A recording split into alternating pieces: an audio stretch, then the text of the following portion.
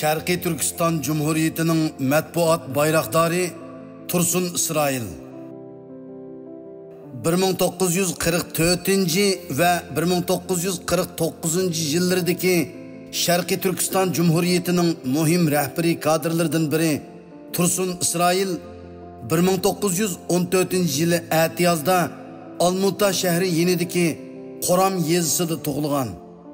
Başlangıç ve o'rta maktab tarbiyasini shu yerda olgandan keyin 1930 yılı Sovet İttifaqının hammali yerda boshlangan kooperatsiyalashtirish ocharchilik sabablaridan oilasi bilan G'uljiga kelib yerlashgan ham shu yerda o'qigan.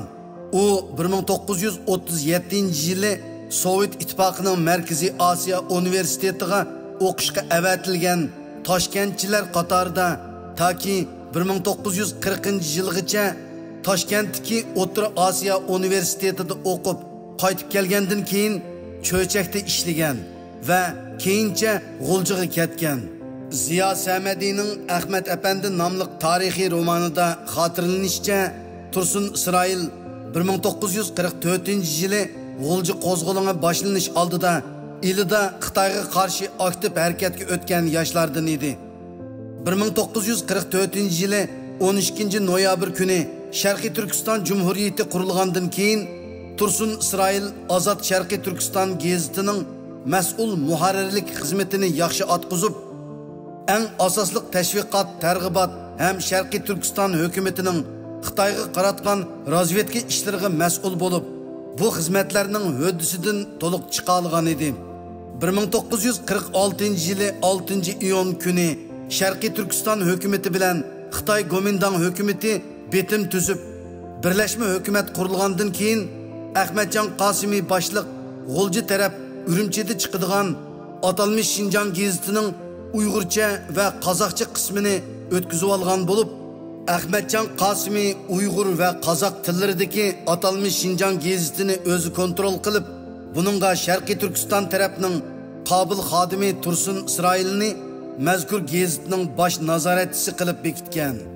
Tursun İsrail taki 1947 yılı 8 ayının oxirigacha, ya'ni birlashma hukumat buzilib, Ahmadjon Qosimiy qatorliqlar bilan birga G'uljiga qaytib ketguncha Uyg'urcha, qozoqcha tillarda chiqadigan atalmış Şinjan gazetining Sharqiy Turkiston Cumhuriyeti maxsus avatgan bosh nazoratchisi sifatida gazetning Sharqiy Turkiston xalqining milliy manfaatlariga uyg'un shaklda chiqishiga mas'ul bo'lib, Xitoy tilida chiqadigan atalmış Şinjan gazetining Sharqiy Turkiston inqilobiga Uyg'ur xalqining milliy ozodlik va mustaqillik iddialariga qarshi tashviqotlari bilan tig'mi-tig' elishgan edi. Amerika tarixchisi professor Linda Benson İli İnqilobi nomli kitobida mazkur to'qinishni matbuot urushi deb atagan bo'lib, Ahmadjon Qosimiyning kontrolligi ostidagi Tursun İsrail Uyg'ur sayrani qatorliqlar bosh bo'lib chiqirdigan Uyg'urcha gazet bilan Xitoylar chiqirdigan atalmış Şinjan gazeti bir-biri bilan keskin matbuot urushi elib borgan. Munir Yerzin Apandi Uyg'ur sayrani Tursun İsrail mas'ul bo'layotgan bu gazetning tut maqsadi Xitoy Gomindang hukumatining va harbiylarining xalq salgan zulmlari va siyosatlarini fosh qilish, Ahmadjon Qosimiy va Sharqiy Turkiston Cumhuriyeti hukumatining ilg'or siyosatlarini va xalqchil iddialarini targ'ib qilish, bu yo'lda ching turish edi deb ko'rsatgan edi. Uning aslishicha matbuot urushida bardoshlik bera olmagan Gomindang harbiy doiralari Uyg'ur sayrani Tursun İsrail va boshqalarni o'z ichiga olgan Uyg'ur tahrir bo'limi ustidan delo turg'izib, ularni qo'lga elib, sotlab jazolash uchun harakat qilgan bo'lsa-mu, ammo Ahmadjon Qosimiy buningga yo'l qo'ymagan.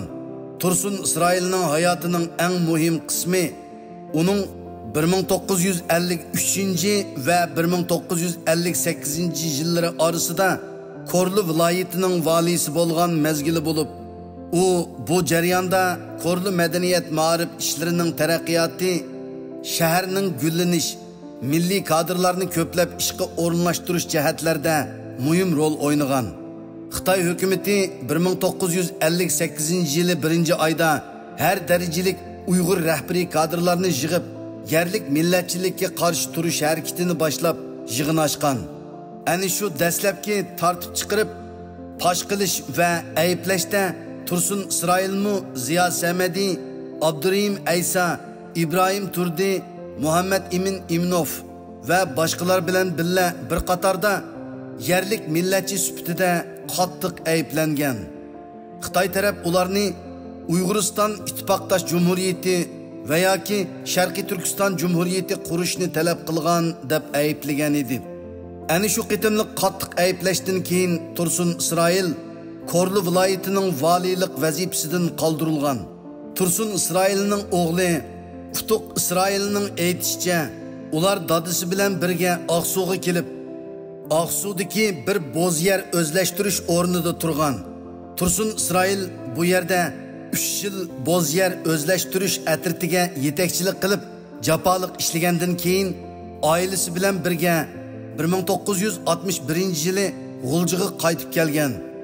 U G'uljida Mirzi qamoq holatida yashagan bo'lib, 1962-yili ular Sovet ittifoqiga ko'chib ketmoqchi bo'lgan bo'lsa-mu, ammo hukumat uning oilasi va farzandlarining ketishiga yo'l qo'yib, uni ketkizmay elib qolgan edi.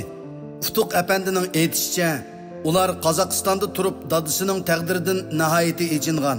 Biroq Tursun Isroil oxiri 1962-yili kuz oylarida Almutaga ko'chib kelib, oilasi bilan birlashgan va shuningdan keyin o'zining musofirlik hayotini boshlagan. Ham Almuta shahri yenidagi Do'stlik mahallasiga o'rinlashgan. Tursun Isroilning Sovet ittifoqida yashagan davri nihoyatda japoliq bo'lib, u pensiyaga chiqquncha bog'vanchilik kolxozida xizmat qilgan bo'lsa-mu, ammo o'z hayotidan zarlanmagan.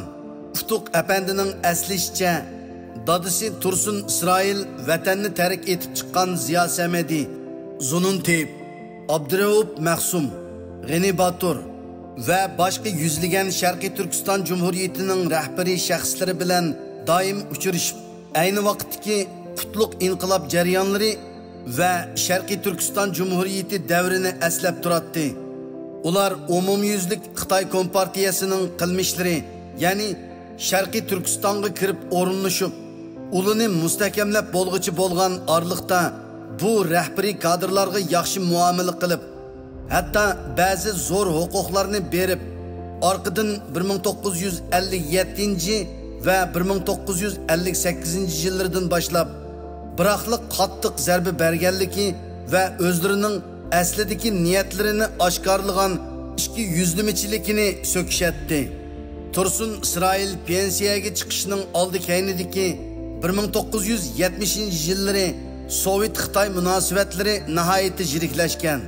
Hatto ikki taraf orasida urush portlash vaziyati paydo bo'lib, bu Sovet ittifoqi Almuta, Toshkent qatorliq joylarda Uyg'urcha gazetlarni yangidan nashr qilgan va radio programmalarini yo'lga qo'ygan vaqtlar edi.